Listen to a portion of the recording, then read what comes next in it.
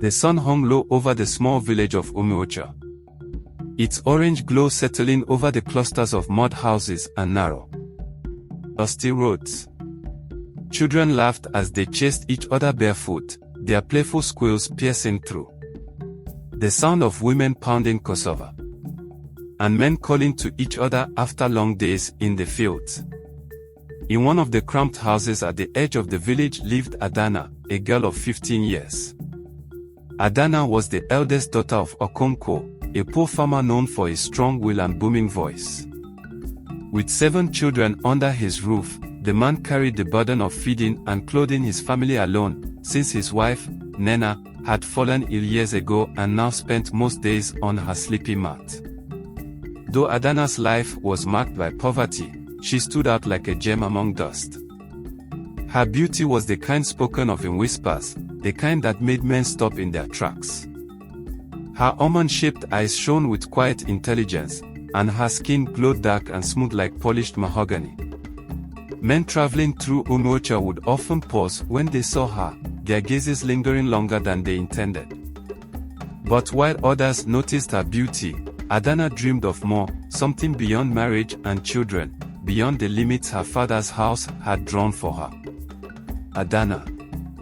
Okonkwo's voice bellowed from outside.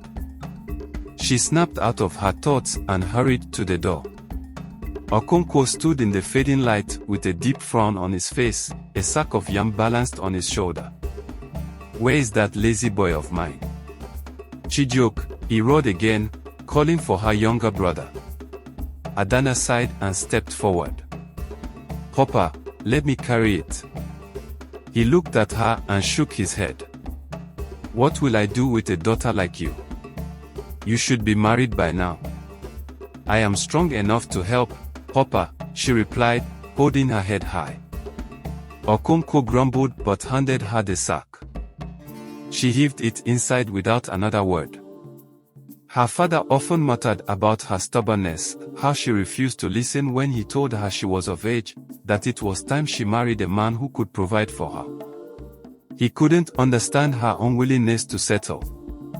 That night, as the family gathered around the dim lantern, Okonkwo finally spoke the words Adanna had been dreading.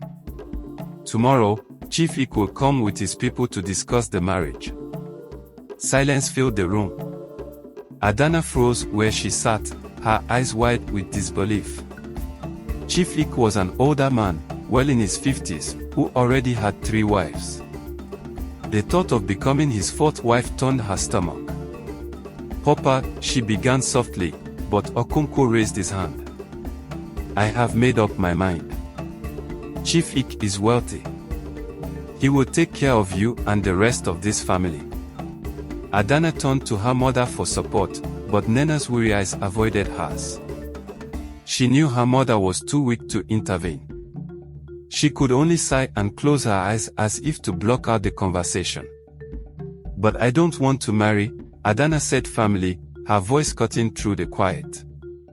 Okonkwo glared at her. "What do you mean you don't want to marry? Are you mad?" "I want to learn, Papa. I want to go to school." Her father erupted into laughter, harsh and bitter. "School? And who will pay for it? Have you seen this house? Have you seen your siblings? Stop dreaming nonsense. I will find a way." "Enough," Okonkwo roared. "You will do as I say? You are not a man. You are a woman, and your beauty will bring us fortune." He stood abruptly and left the room, leaving Adanna alone with her thoughts. Her siblings stared at her with confusion, but she barely noticed. All she could feel was the fire burning in her chest. She didn't want to be beautiful if it meant being someone's prize. The next morning, the house buzzed with preparations for Chief Ik's visit. Adanna, however, had made up her mind. While the others busied themselves with sweeping the compound and cooking a pot of soup, she snuck out, her heart pounding with every step. She didn't know where she was going, only that she had to leave. The narrow path out of the village seemed longer than usual, her bare feet scraping against the gravel. She imagined her father discovering she was gone and yelling her name in anger. But she didn't stop. She couldn't. Her destination eventually became clear in her mind, the city. She had heard stories about Onitsha, a bustling place where people with dreams could make something of themselves. The traders who passed through Onitsha often spoke of schools, factories, and markets brimming with opportunities. If she could just get there, perhaps she could find work and save enough money to learn. After walking for hours under the scorching sun, her legs nearly gave way. Hunger clawed at her stomach, but she pushed on until she reached the main road. She spotted a truck loaded with sacks of yam parked nearby, the driver leaning against it while smoking. "Brothers," she called out cautiously. The man turned and eyed her curiously. "Where are you going, girl?" "Onitsha." The driver raised an eyebrow. "And where is your money?" Adanna hesitated. "I will work for it. I can sweep, clean, anything." The man chuckled. "You have fire, small girl. Get in." Adanna climbed onto the truck bed, her heart pounding in her chest. She didn't know what awaited her in Onitsha, but anything was better than being married off to Chifik. When they finally arrived in Onitsha, the city overwhelmed her senses. The streets were loud and crowded, filled with people shouting over each other. Women sold vegetables from trays balanced on their heads, and men pushed wheelbarrows piled with goods. Buildings stretched high into the sky, so different from the small mud houses she knew. "Where will you go now?" the driver asked as she hopped down. "I'll figure it out," Adanna replied. She wandered through the bustling market, clutching her tin bag tightly. Her first night in the city was spent under a shop's awning. The noise of cars and people kept her awake, but she was determined. Over the next few days, Adanna searched for work. She swept floors, carried goods for market women, and even fetched water for busy traders. Every coin she earned, she saved in a small cloth she tied around her waist. She slept in alleys and shared meals with other street children who had come to Onitsha with dreams like hers.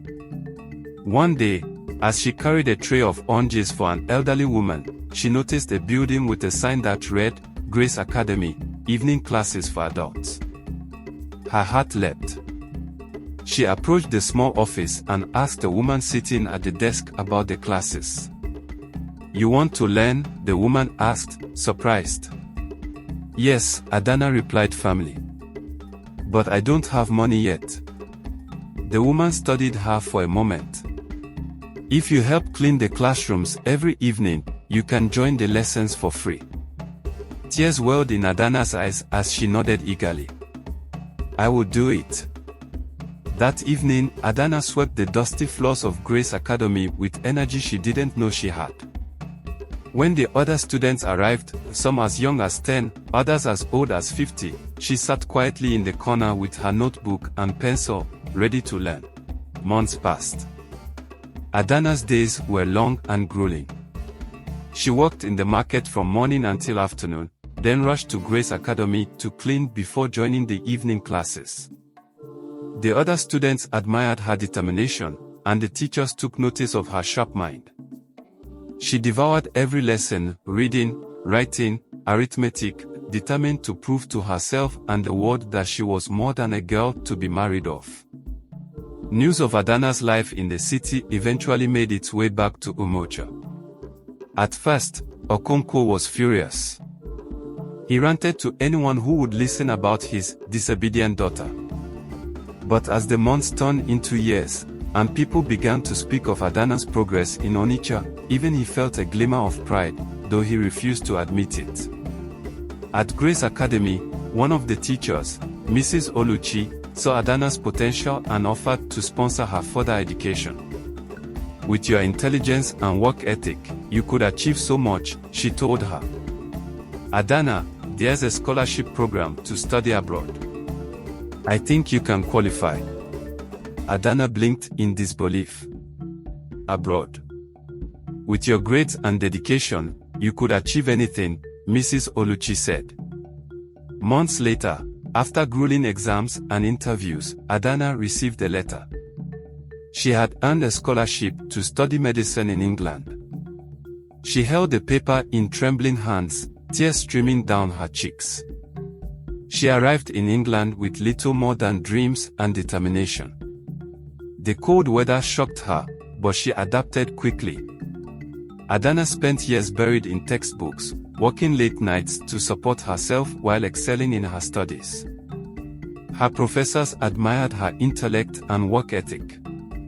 While studying, she met James, a fellow medical student with bright blue eyes and a kind heart. He admired Adanna's ambition, and soon, their friendship blossomed into love. When they graduated as medical doctors, James proposed. "Adanna," he said, holding her hand gently, "I want to spend my life with you." Adanna hesitated at first, unsure how her family back in Nigeria would accept her marrying a white man. But James' love was unwavering, and together, they built a life of purpose. Years later, Adanna stood at the entrance to her village, her hand tightly clasped in James'. She wore a simple yet elegant dress, her braided hair styled in a crown. James stood tall beside her, dressed in traditional Nigerian attire to honor her culture. Behind them, two sleek cars were parked, carrying supplies and gifts.